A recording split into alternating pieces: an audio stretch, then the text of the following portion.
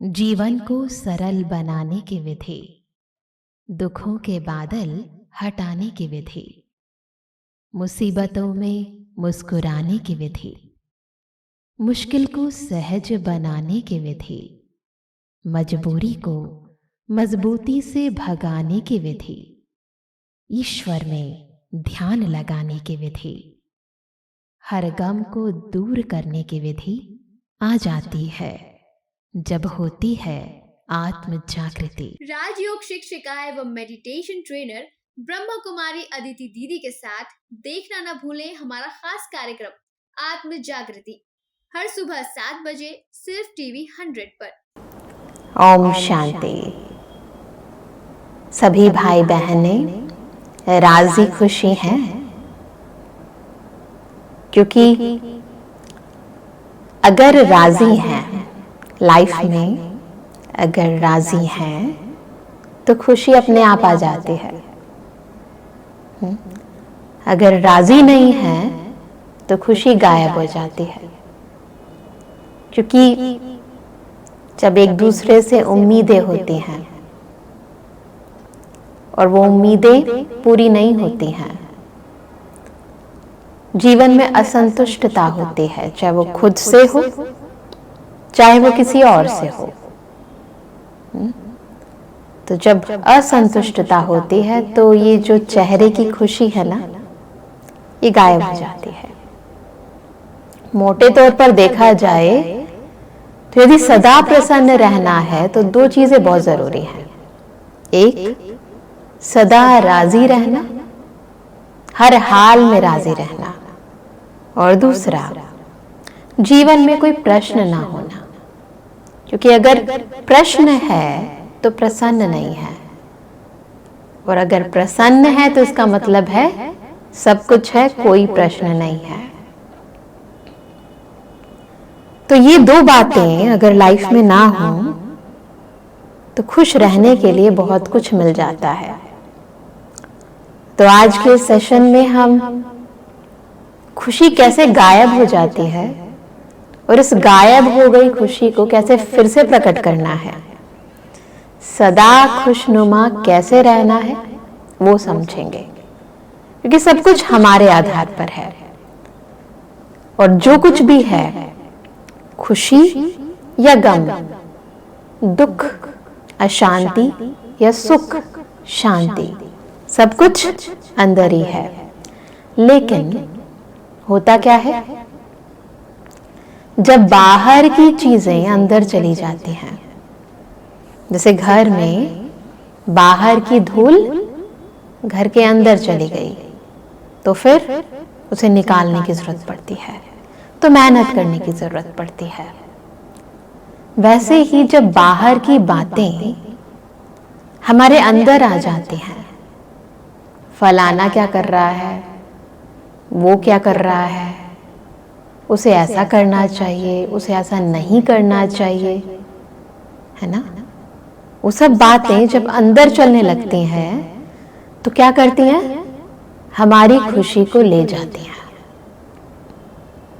और फिर हम कहते हैं कि पता नहीं क्या हुआ, अभी अभी तो बहुत अच्छा था,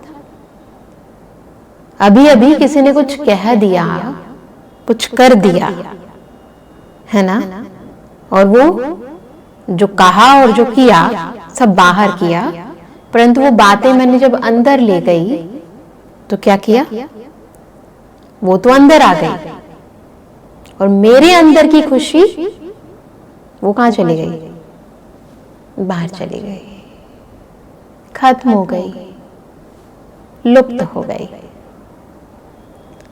तो क्या करते हैं हम, अपनी चीज खुद ही खत्म कर देते हैं, कोई और नहीं करता है।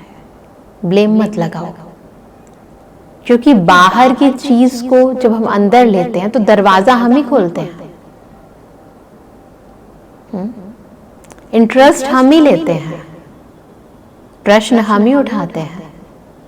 अच्छा क्या हुआ, फिर कैसे हुआ, ऐसे भी होता है।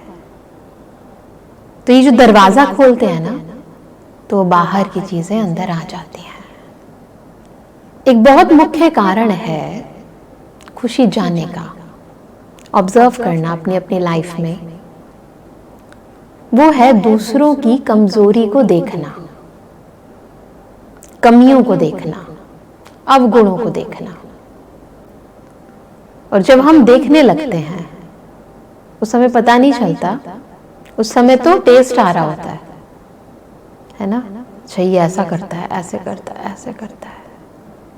तो जब हम अवगुणों को देखने लगते हैं, इंटरेस्ट लाने लगते हैं, चिंतन करने लगते हैं, तो क्या होता है, ये अवगुण तो नेगेटिव है ना, पॉजिटिव तो नहीं है। तो जब नेगेटिव चीज अंदर चली जाएगी तो जो पॉजिटिव चीज है वो बाहर चली जाएगी। अब देखो, कोई भी या किसी की भी नकारात्मक चीज यदि आपने अपनी बुद्धि में, मन में ग्रहण की, तो आपके आंतरिक जो सकारात्मक ऊर्जा है, नेगेटिव आया, पॉजिटिव गया, तो सकारात्मक ऊर्जा चली गई, अच्छे विचार चले गए, तो फिर अंदर की खुशी भी उसके साथ चली गई। तो किसने किया ये सब कुछ? हमने किया, अपनी चॉइस से किया। अब आप देखते जाओ कौन कौन से कारण हैं जो हमारी खुशी को ले जाते हैं। परंतु कारणों के साथ साथ आज हम निवारण भी करेंगे। तो पहला निवारण क्या करेंगे? पहले कमजोरी देखने के जो संस्कार हैं हमारे, अपनी कमजोरी या दूसरे की कमजोरी, इसके लिए क्या करेंगे? चलो सबसे पहले हम एक काम करते हैं, आज अभी अपने भाग्य का चिंतन करते हैं। क्या करेंगे?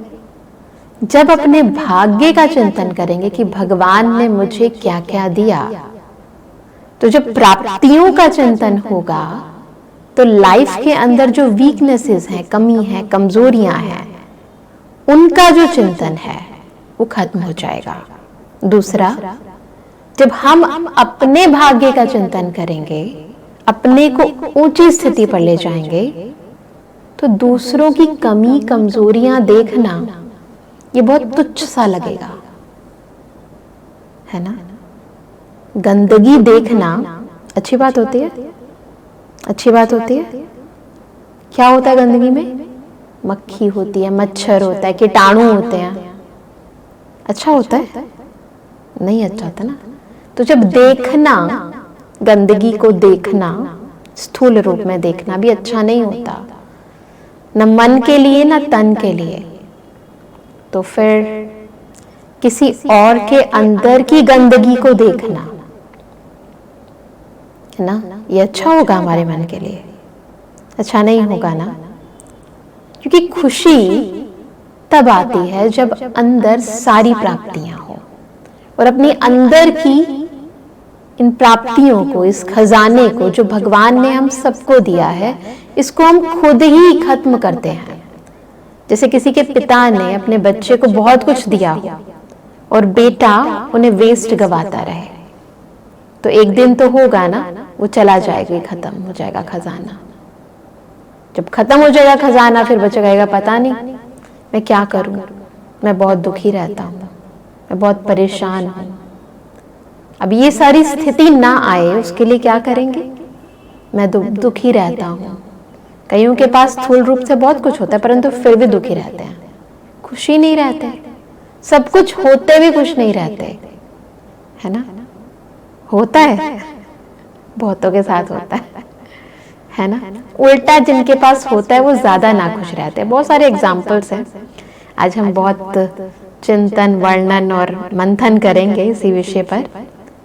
तो सबसे पहले हम क्या करते हैं? अपने भाग्य का चिंतन करते हैं। वहां मेरा भाग्य, वहां करें। देखो आप सबके मस्तक पर भाग्य का सितारा चमक रहा है। एक तो है आकाश के सितारे जो रात को चमकते हैं, और आप सभी चेतन सितारे, मस्तक के बीच चमकती हुई आत्मा, जिसकी किस्मत खुद भाग्य विधाता ने बनाई है। तो चिंतन करो अपने भाग्य का और देखो कि मेरे भीतर कितना खजाना छिपा है। तो सभी कुछ देर के लिए सब बातें छोड़कर महसूस करेंगे खुद को, एकदम मन को शांत करें, तन को शांत करें, मस्तक के बीच चमकते हुए भाग्य के सितारे को देखें, जिसकी चमक कह रही है कि इस सितारे की चमक अब सीमित नहीं रहेगी, दूर दूर तक फैलेगी। स्मृति में लाएं, भगवान ने मुझे कितना अच्छा जीवन दिया है। इस जीवन का हर पल, हर संकल्प, हर बोल, हर कर्म मूल्यवान है। मेरे मन को दूसरों के प्रति अच्छा सोचने के संकल्प दिए हैं। मेरी बुद्धि को बहुत ही शक्तिशाली और श्रेष्ठ बनाया है, ताकि मैं व्यक्तियों को, परिस्थितियों को समझकर निर्णय ले सकूं। परमात्मा ने मुझे कितना अच्छा परिवार दिया है, अच्छा संग दिया है, किसी भी चीज की कमी नहीं छोड़ी। मैं उस परमात्मा का दिल से शुक्रिया करता हूँ। वहाँ मेरा भाग्य, जो खुद भगवान हर मुसीबत में मेरा साथ देता है। मेरे भीतर कितनी शांति है, अनुभव करें, ये उस शांति दाता की देन है। मेरे ही भीतर सबको प्रेम करने की भावना है। मेरे ही भीतर आनंद है, सुख है, ज्ञान है।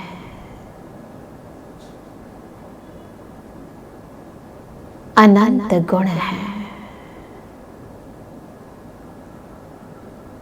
फील करें, मेरा भाग्य सच में बहुत बहुत उज्जवल है। रोज बार बार जो कुछ भी आपको भगवान ने दिया है, हर उस भाग्य का सिमरण करें, याद करें और कहें वाह मेरा भाग्य। तो जितना जितना आप अपने अंदर की प्राप्तियों का गुणगान करेंगे, है ना, कमजोरियां जाती जाएंगी। हमारी क्या आदत होती है, हम कमजोरियों को देखते हैं, कमियों को देखते हैं, चाहे अपनी चाहे दूसरों की, और उसके कारण क्या होता है, हमारे अंदर की खुशी चली जाती है। सब कुछ है, एक चीज नहीं है, और उस एक चीज के पीछे वो जो है ना उसको भूल जाते हैं और उसके पीछे पड़ जाते हैं। होता है ऐसे? और फिर क्या होता है, मेरी खुशी गायब हो जाती है। तो रोज एक और काम करना, अनुभव करना जिसे भगवान मुझे वरदान दे रहे हैं। वरदाता का वरदानी हाथ मेरे सिर पर है। रोज सुबह उठकर महसूस करना कि वो परमपिता परमात्मा वरदाता अपनी श्रेष्ठ किरणों से मेरे सिर पर वरदानी हाथ रख रहे हैं। और क्या वरदान दे रहे हैं? जो आपको चाहिए वो सब वरदान ले लो। विजयी भव, सफलता मूर्त भव, सौभाग्यशाली भव, है ना, सदा खुश भव। तो जितना जितना, है ना, इन वरदानों को भी बुद्धि में, स्मृति में लाते रहेंगे, है ना, स्वरूप बनते रहेंगे, आपको फील होगा कि ये जो मुझे मिला है ना, ये कितना बड़ा खजाना है। और ये प्राप्तियां ही, ये अंदर की प्राप्तियां ही खुशी का कारण है। खुशी बाहर है या अंदर है? अंदर को चाहिए खुशी या बाहर की चाहिए खुशी? बाहर की खुशी के तो बहुत सारे रिसोर्सेज हैं, है ना। किसी ने चॉकलेट दे दी, किसी ने गिफ्ट दे दिया, खुश हो गए। कोई फेस्टिवल आ गया, सेलिब्रेशन हो रही है, कहीं शादी पे जाना है, खुश हो गए। परंतु कितनी देर के लिए खुश हो गए? कितनी देर के लिए खुश हो गए? कोई गड़बड़ हो गई तो वो खुशी एक सेकंड में चली जाती है। नई गाड़ी आई, खुशी हो गई। किसी ने ठोकर मार दी, खुशी गायब हो गई। तो आधारित है ये खुशी, टेम्परेरी है ये खुशी। लेकिन आपको तो खुशी टेम्परेरी नहीं चाहिए ना, कि चाहिए? कोई कहे कि ये सुंदर चीज ले लो और इसका कोई भरोसा नहीं है, लेकिन कभी भी टूट जाएगी, तो आप कहोगे क्या फायदा इसका, है ना। क्योंकि हमें अपने जीवन के अंदर जो भी सूक्ष्म चीजें चाहिए वो टेम्परेरी नहीं चाहिए, परमानेंटली चाहिए, सदा काल के लिए चाहिए। लेकिन हम फिर भी इन टेम्परेरी रिसोर्सेज के पीछे, व्यक्ति के पीछे, साधनों के पीछे भाग रहे हैं, खुशी ढूंढते जा रहे हैं और मिल नहीं रही है। सोचते हैं शायद इससे खुशी मिल जाए। जैसे टीवी पर ऐड दिखाते हैं, किसी ने फूल दे दिया, खुश हो गए। फिर क्या हुआ? उसने दिल तोड़ दिया तो फिर क्या होगा? खुशी भी गायब हो जाती है ना, बहुत टेम्परेरी हो जाती है। तो जितनी देर तक ऐड है मुस्कुराते रहेंगे, जब तक फिल्म देख रहे हैं मुस्कुराते रहेंगे, रोने का सीन आया तो रो भी पड़ेंगे। तो ऐसी चाहिए? ऐसी तो नहीं चाहिए ना। मुझे याद है कुछ समय पहले एक बुजुर्ग अपने जीवन की दास्तान सुना रहे थे, आपको भी सुनाते हैं, देखना कहीं वही दास्तान हमारी तो नहीं। बुजुर्ग बता रहे थे कि जब मैं बहुत छोटा था तो मेरी जो मदर है वो मुझे छोटी छोटी बातों पर रोका टोका करती थी। ऐसे तो सब कुछ था, पर फिर भी होता है ना, हमारा इच्छा होती है कि बेस्ट खिलौना हमारे पास हो। खिलौने तो सब होते हैं, परंतु हम चाहते हैं कि सबसे अच्छा खिलौना मेरे पास हो। तो वो जो बेस्ट पाने की इच्छा थी, और वो जो मम्मी मुझे बार बार टोकती थी, यहाँ ना जाओ, ऐसे मत करो, वैसे मत करो, वो मुझे बिल्कुल अच्छा नहीं लगता था। और मैं सोचता था कि कब मैं इस सारे बंधन से छूटूंगा, बड़ा होऊंगा और मुझे स्वतंत्रता मिलेगी और मैं अपनी इच्छा अनुरूप जो चाहता हूं ना वो पाऊंगा। बस मेरी इच्छा यही थी और मन में यही बात थी कि जब ये हो जाएगा ना तो मैं इस संसार का सबसे खुश इंसान हो जाऊंगा।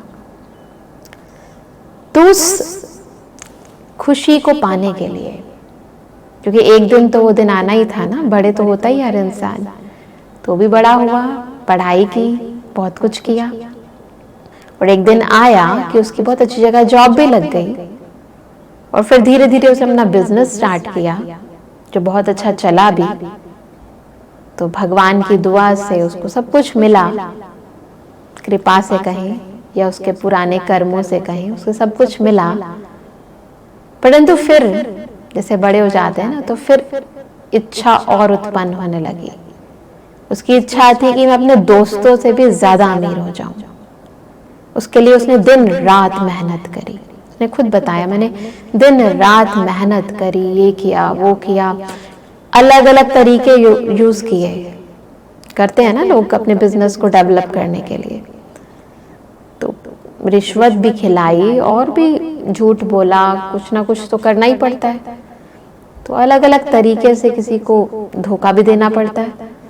तो उसने वो सब कुछ किया और अपने बिजनेस को काफी एस्टैब्लिश किया और काफी धनवान बना। और फिर एक समय आया, उसकी शादी भी हुई, उसको अच्छी वाइफ मिली, तो सुंदर भी थी और काम भी सारा करती थी, उसका कहना भी मानती थी। उसने बताया कि जब मैं बड़ा हुआ तो सब कुछ ठीक था, परिवार था। फिर मेरी इच्छा हुई कि क्योंकि मेरे सारे फ्रेंड्स के बच्चे हो गए थे तो मेरी कोई संतान नहीं थी। तो काफी टाइम के बाद भगवान ने मेरी वो इच्छा भी पूरी करी और एक बेटा मेरे घर में आया। फिर अचानक से मेरी वाइफ ने कहा कि अभी आप सब कुछ संभाल रहे हो, आप ही देख रहे हो, तो आपके फादर का घर में क्या लेना देना, आप उनको कहो कि आप जाओ तीर्थ, हम लोगों को यहाँ पर आराम से रहने दो। तो कहता है कि मुझे लगा मेरी वाइफ जो कह रही है वो ठीक है, अब बड़े बुजुर्गों को तीर्थ चले जाना चाहिए। तो उसने कहा कि मैंने अपने फादर को ऐसे कहा, फादर को बहुत बुरा लगा और उसने कहा मैं नहीं जाने वाला, ये बिजनेस भले तूने खड़ा किया है पर मैं भी हूं यहाँ पर, मेरा भी धन लगा है इसके अंदर, तो मैं नहीं जाने वाला। तो उस दिन मुझे लगा कि ये कैसे पापा है मेरे जो कहना ही नहीं मानते। मुझे उनका होना खलने लगा, मुझे उनकी अच्छाइयों में भी बुराई नजर आने लगी, क्योंकि दृष्टिकोण ही ऐसा बन गया कि ये ठीक नहीं है। मुझे उनकी हर बात के अंदर कमी कमजोरी नजर आने लगी, उनके हर काम में नुक्स निकालने लगा। और ऐसे करते करते मेरे मन में आया कि ये क्यों नहीं चले जाते, तो माइंड में ऐसे चलने लगा। और फिर एक ऐसा समय आया जब मेरे पिताजी बहुत बीमार हुए और वैद्य ने कह दिया कि भाई अभी जो है इसका समय आ गया है, तो आप जो है जो भी इनको इच्छा हो इनकी और जिस किसको मिलना हो मिल ले। तो उसने अपनी बात बताई कि ऐसे ही हुआ मेरे साथ, और मैंने अपने सारे रिलेटिव्स को बुलाया, सब लोग उनसे मिले, मैंने अपने पिता का बहुत ही अच्छी तरह विदाई करी, सब कुछ किया। उसके बाद मेरी ये भी इच्छा हुई कि काश मेरा एक और पुत्र होता, ताकि मेरी दोनों बाजुएं दोनों बलवान हो जाएं, मेरा बिजनेस संभालने वाले मेरे बच्चे तैयार हो जाएं। सब कुछ मिला, जो चाहा वैसा ही हुआ और समय बीतता गया, सब कुछ अच्छा था और समय बीतते बीतते मैं बुजुर्ग हो गया। जीवन को सरल बनाने की विधि, दुखों के बादल हटाने की विधि, मुसीबतों में मुस्कुराने की विधि, मुश्किल को सहज बनाने की विधि, मजबूरी को मजबूती से भगाने की विधि, ईश्वर में ध्यान लगाने की विधि, हर गम को दूर करने की विधि आ जाती है जब होती है आत्म जागृति। राजयोग शिक्षिका एवं मेडिटेशन ट्रेनर ब्रह्मा कुमारी अदिति दीदी के साथ देखना ना भूलें हमारा खास कार्यक्रम आत्म जागृति, हर सुबह 7 बजे सिर्फ टीवी 100 पर।